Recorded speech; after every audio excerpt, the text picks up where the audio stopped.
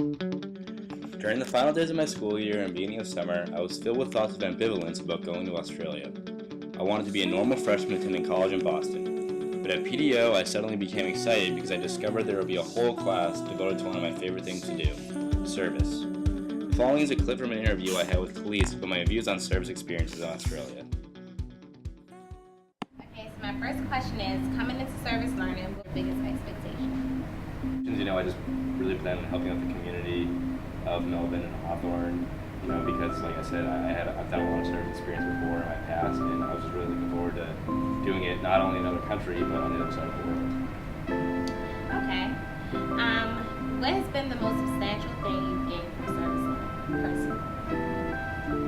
Probably that I've realized that when it comes to being outgoing or being loud, I really just don't care, in a good way. I remember last week at Pupa, whenever our leader was saying, do we need someone for this, I would always be the first one to be like, I'll do it right away.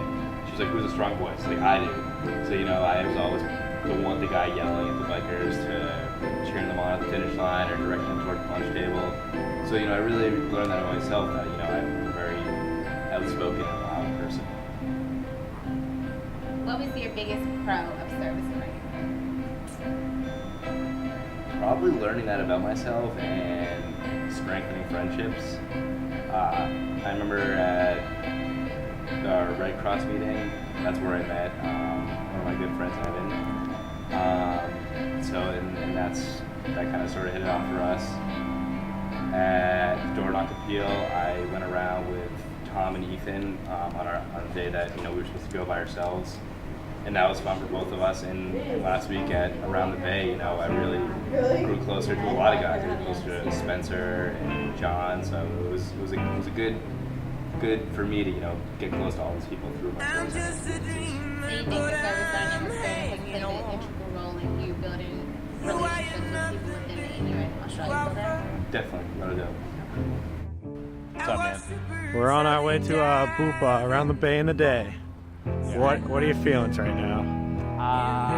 Excited, 1, 2, just happy to be here, happy to help out, and can't wait to make some lunches for these bikers who are biking for a great cause. I hear you, man. I hear you. I mean, is there any one particular thing that you just can't wait for today?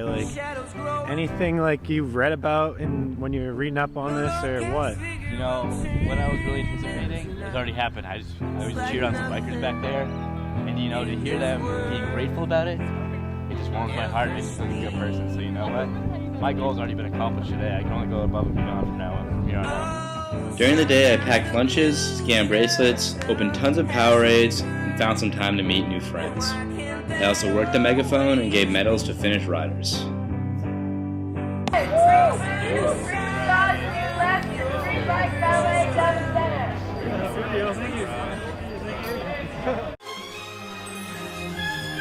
Here we see my many windows open.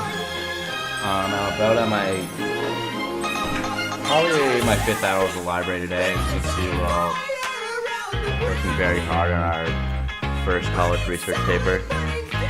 Maybe not Evan, but so here we are. This will be a very good demonstration of what life's like here in Australia, especially towards the end of our first semester.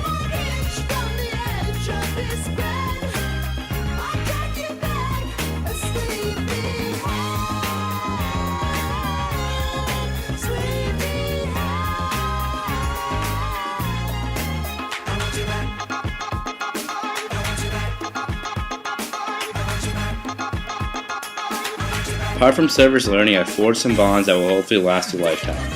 While doing this, I visited the Grampians, Fiji, New Zealand, and Sydney. I studied, bungee jumped, saw Big Boy, swam under the stars, and obviously partied. I overcame homesickness, but it's safe to say at this point I am ready to return to Canton, Mass. and see my friends. I'm ready to see my friends and introduce them to my new ones and share my experiences from the other side of the world. I'm ready to allow the things I discovered about myself over the past 4 months in Australia to play their role in my life.